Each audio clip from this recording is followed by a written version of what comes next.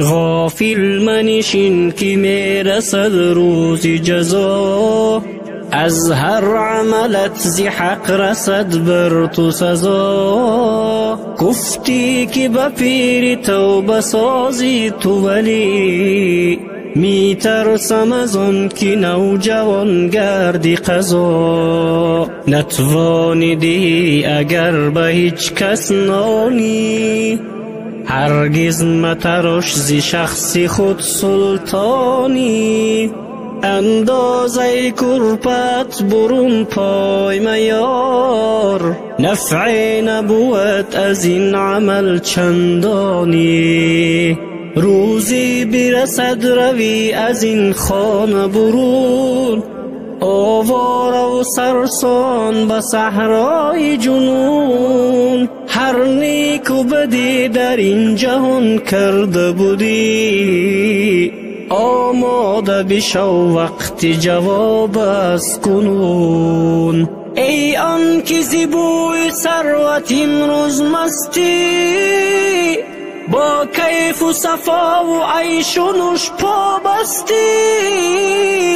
اندیشه نما که روزی بنده به شمار، فکری تو غلط که تا قیامت هستی.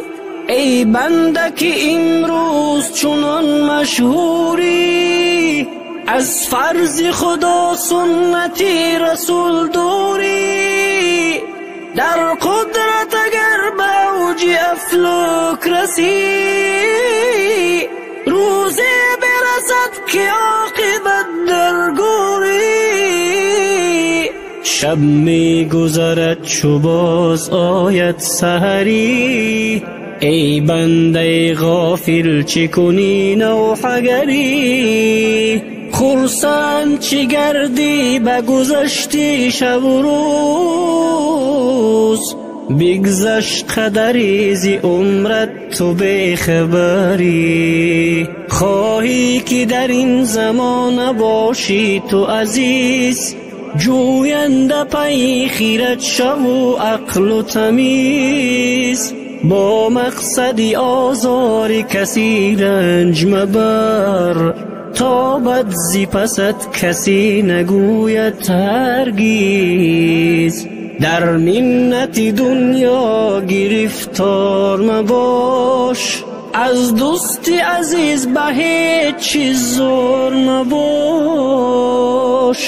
گر دوست تو را حاتمی توی خواهد بود، منتش مکش به پیش او خار مباش. یا رب تو یگانه خالقی ارض و سما، بین مای رحم تا نروم رای خطا. من ره گذرم چنان از این راه بروم، کاسی نشوم پیش تو بر روز جزا.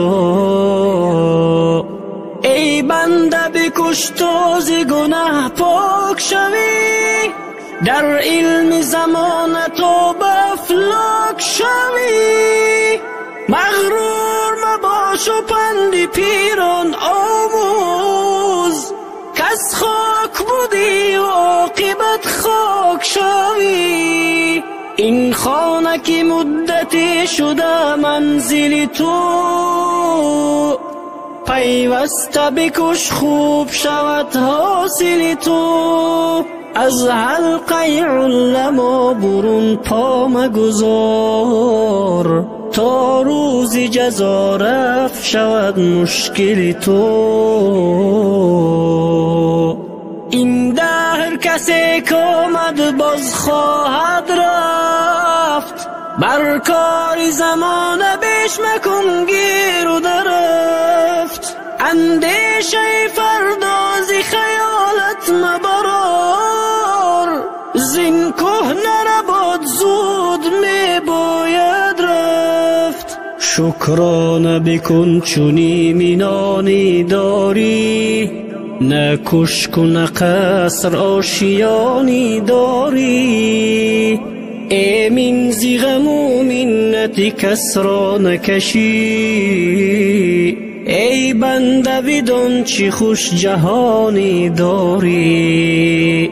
ما را پس پرده قضا نیست خبر، آگاه نیستیم ذره از سیر قدر.